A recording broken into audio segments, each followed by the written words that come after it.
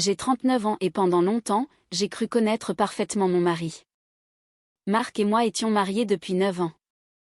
Nous nous étions rencontrés à la fin de la vingtaine, avions vécu 2 années ensemble avant le mariage, puis construit ce que je pensais être une vie solide. Il travaillait dans la communication digitale, j'étais responsable RH dans une entreprise de transport à Lyon. Nous avions une maison en périphérie, un golden retriever nommé Jazz, des habitudes confortables, des dimanches au marché, des soirées Netflix sur le canapé.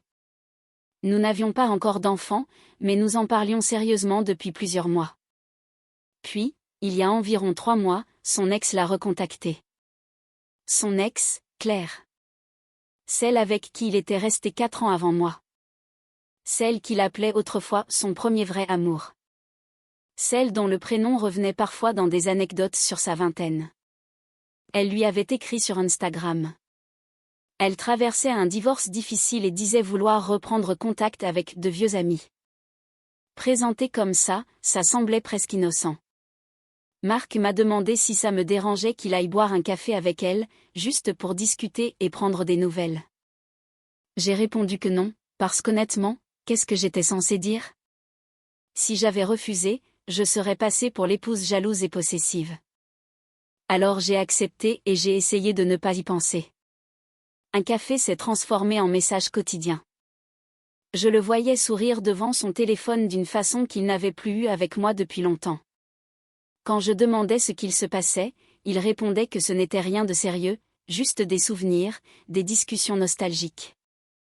Puis un soir, alors qu'on se préparait à dormir, il m'a annoncé quelque chose qui a tout changé. Claire traverse vraiment une période compliquée avec son divorce.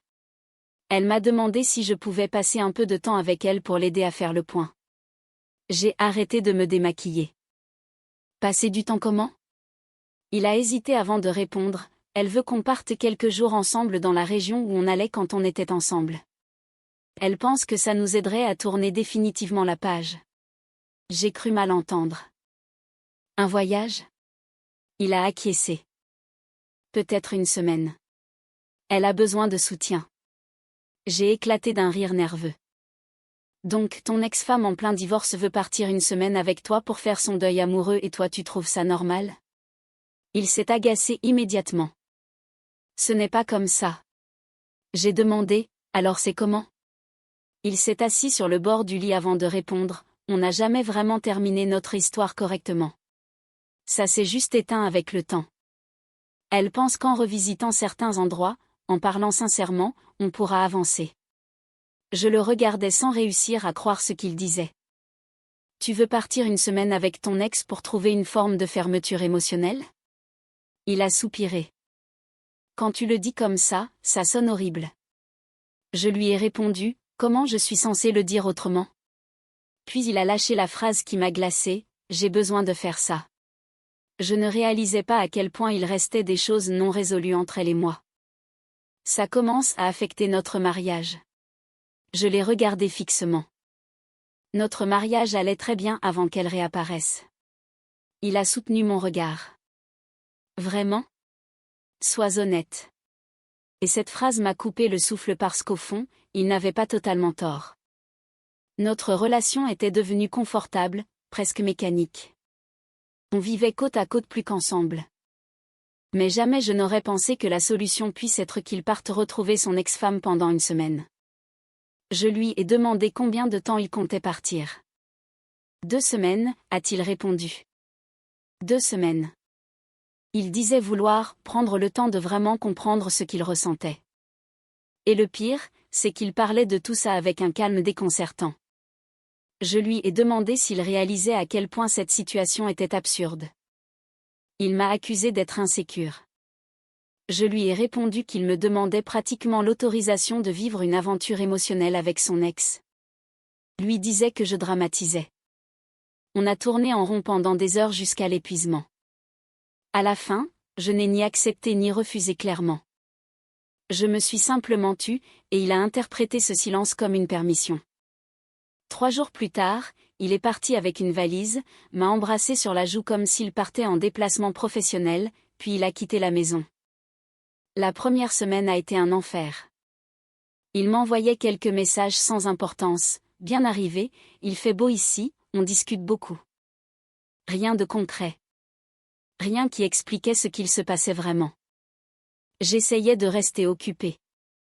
Travail, promenade du chien, série regardée sans intérêt. Les amis demandaient où était Marc. Je répondais qu'il était parti voir des proches. Je n'allais certainement pas expliquer que mon mari passait 2 semaines avec son ex sous prétexte de tourner une page. Au 10e jour, les messages ont cessé complètement. Plus rien pendant 3 jours. Je l'ai appelé 2 fois. Messagerie vocale. Je lui ai envoyé un message pour demander s'il allait bien. Silence total. Puis, au 13e jour, un simple SMS, je rentre demain. Il faut qu'on parle. Il est rentré un mardi soir vers 18h30. Il était bronzé, détendu, étrangement apaisé. Plus serein que je ne l'avais vu depuis des années. Il m'a prise dans ses bras, mais je suis restée immobile, incapable de répondre aux gestes. Je lui ai demandé comment s'était passé le voyage. Il a souri légèrement. Bien. Vraiment bien. Je suis content d'y être allé. Je lui ai demandé s'il avait obtenu cette fameuse fermeture. Il a répondu, je crois. Puis il a commencé à vider sa valise comme si rien d'extraordinaire ne venait de se produire. Comme s'il revenait d'un banal séminaire d'entreprise et pas de 2 semaines avec une femme que j'imaginais dans sa tête chaque nuit. Je lui ai demandé si nous allions enfin parler. Il m'a dit qu'il voulait d'abord se poser un peu. Il a pris une douche, enfilé des vêtements confortables, puis est descendu dîner. J'avais préparé des pâtes, rien de spécial. Nous étions assis face à face dans un silence pesant. Je lui ai demandé de me raconter ce voyage. Il m'a expliqué que c'était exactement ce dont il avait besoin, qu'ils avaient beaucoup parlé, qu'il comprenait enfin pourquoi leur histoire avait échoué autrefois. Puis il a ajouté, « Maintenant je sais ce que je veux vraiment. » Mon estomac s'est noué immédiatement. Il a continué, « Je veux que notre mariage fonctionne. Être avec elle m'a fait réaliser ce que j'ai avec toi. J'aurais dû me sentir soulagée. Au lieu de ça, j'ai ressenti quelque chose de bien plus froid, de la méfiance. » Je lui ai demandé ce qu'il voulait dire exactement par « être avec elle ». Il a tendu la main vers la mienne à travers la table. J'ai déplacé ma main pour attraper mon verre d'eau. Son geste est resté suspendu quelques secondes avant qu'il ne retire lentement sa main. Il m'a dit qu'il savait que tout ça paraissait étrange, mais qu'il avait besoin de cette expérience pour être certain de ses sentiments. Nous avons mangé en silence quelques minutes avant que je pose enfin la question qui me brûlait la gorge. « Est-ce que tu as couché avec elle ?» Il a évité mon regard. « Est-ce que c'est vraiment ça le plus important ?» J'ai répondu immédiatement, « Oui. » Il a soupiré avant de dire, « Je ne pense pas que se concentrer sur les détails physiques soit utile. » Je l'ai fixé. « Donc ça s'est passé. » Il n'a pas répondu. Je me suis levée pour débarrasser la table. Il s'est levé aussi. Nous avons commencé à ranger la cuisine en silence, comme un vieux couple répétant un rituel 1000 fois joué. Lui rinçait les assiettes pendant que je les essuyais. Et pendant que je rangeais une assiette dans le placard, j'ai posé la question qui tournait dans ma tête depuis qu'il avait franchi la porte. Ma voix était parfaitement calme. Si Claire n'était pas en plein divorce, si elle avait été totalement disponible, est-ce que tu serais revenu ? Il s'est figé instantanément. Une main sur la porte du lave-vaisselle, le corps à moitié penché. Il n'a pas levé les yeux vers moi. Il ne s'est pas redressé non plus. Il est resté là quelques secondes avant de saisir son téléphone avec des mains tremblantes. Je lui ai demandé ce qu'il faisait.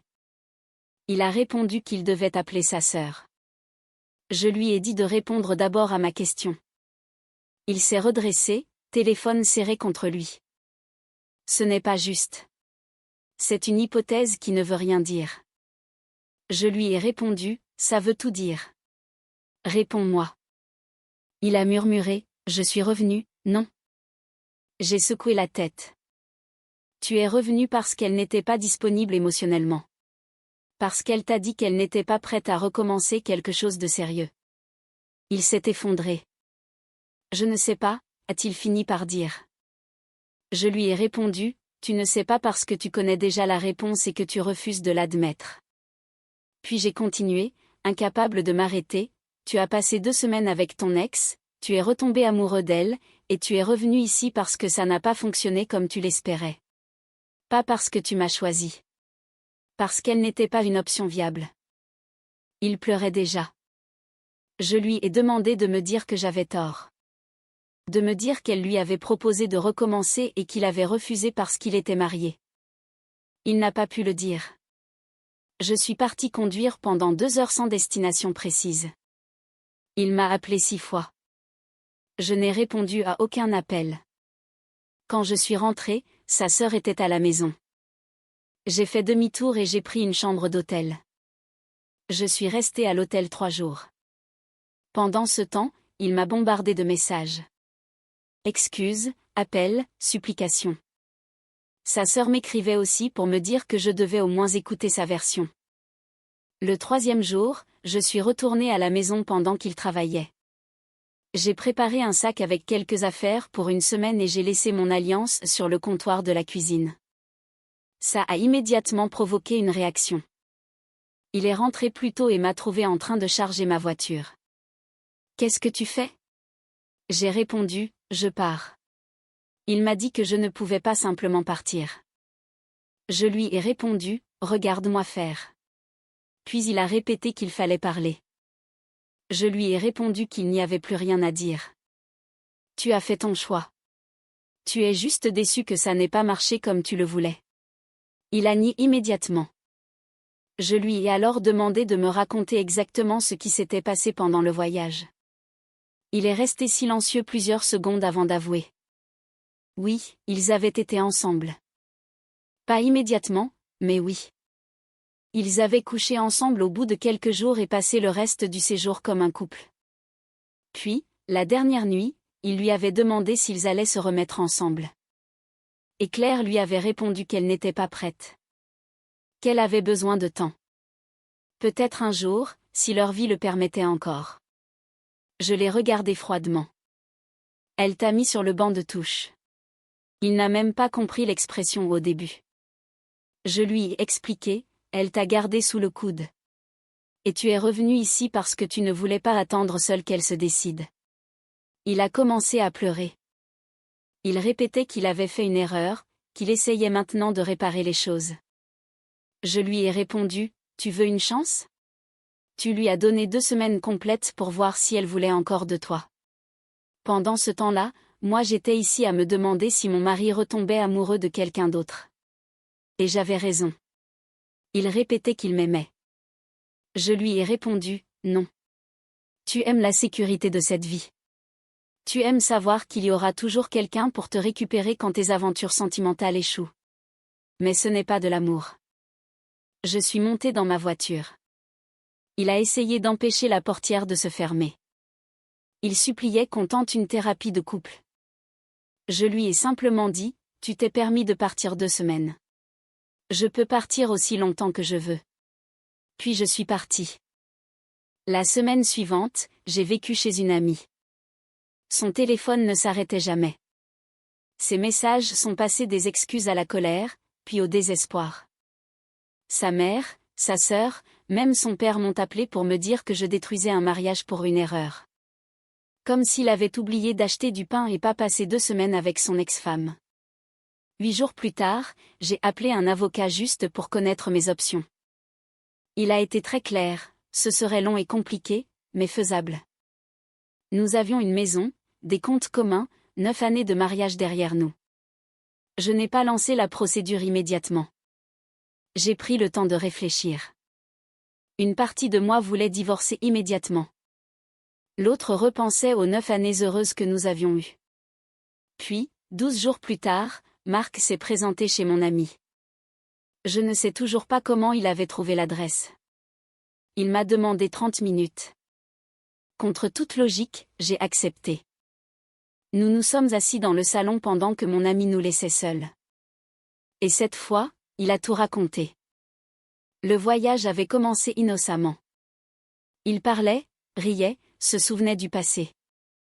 Puis les vieux sentiments étaient revenus. La familiarité, la nostalgie, l'illusion de revivre leur jeunesse. Ils avaient couché ensemble au 4e soir. Le reste du séjour avait ressemblé à une véritable reprise de leur relation. La dernière nuit, il avait demandé ce que tout cela signifiait. Claire avait répondu qu'elle n'était pas prête, qu'elle avait besoin de temps après son divorce. C'est pendant le trajet du retour qu'il avait réalisé avoir fait une énorme erreur et compris que ce qu'il avait avec moi était réel, solide, durable.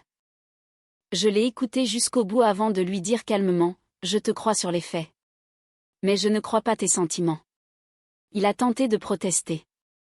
Je lui ai expliqué, « Tu es ici parce que ton plan A n'a pas fonctionné. Et je refuse d'être le plan B de qui que ce soit. » Il répétait qu'il m'aimait et voulait réparer notre mariage. Je lui ai demandé comment j'étais censée lui refaire confiance. Comment je pourrais ne pas penser à elle chaque fois qu'il recevrait un message ou partirait en déplacement. Il a encore parlé de thérapie.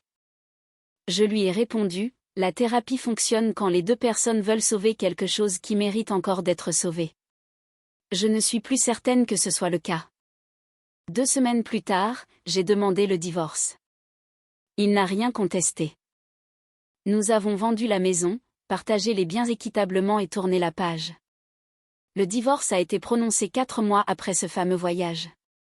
9 ans de mariage détruits parce qu'il n'avait jamais réellement laissé partir son ex-femme. J'ai appris plus tard par des amis communs qu'ils avaient effectivement essayé de se remettre ensemble quelques mois après notre divorce. Apparemment, elle avait enfin fait le point sur sa vie. Leur relation a tenu 6 mois avant de s'effondrer à nouveau pour exactement les mêmes raisons qu'avant. Il a essayé de me recontacter après cette rupture. Long message expliquant qu'il avait détruit la meilleure chose de sa vie, qu'il comprenait enfin ce qu'il avait perdu, qu'il avait appris des leçons difficiles sur lui-même. Je n'ai jamais répondu. Parce qu'au fond, voilà ce que j'ai compris, certaines personnes ont besoin de faire exploser toute leur vie pour découvrir ce qu'elles veulent réellement. Et d'autres personnes, comme moi, doivent simplement les laisser partir et continuer leur chemin. Oui, j'aurais pu essayer de sauver notre mariage. Faire une thérapie, reconstruire la confiance, me battre davantage. Mais cette question que je lui ai posée en débarrassant la table m'a donné la seule réponse dont j'avais besoin. Il s'est figé parce qu'il connaissait déjà la vérité. Si elle lui avait dit oui, il ne serait jamais revenu. Et je refuse de passer ma vie entière en étant le 2e choix de quelqu'un. Aujourd'hui, j'ai 39 ans. Je suis divorcée.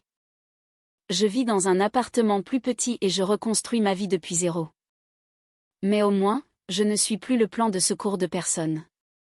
Et honnêtement, ça me procure une paix que la dernière année de mon mariage ne m'a jamais donnée. Il voulait obtenir une fermeture émotionnelle avec son ex. Finalement, c'est moi qui ai trouvé la mienne en le quittant. Ironique, non.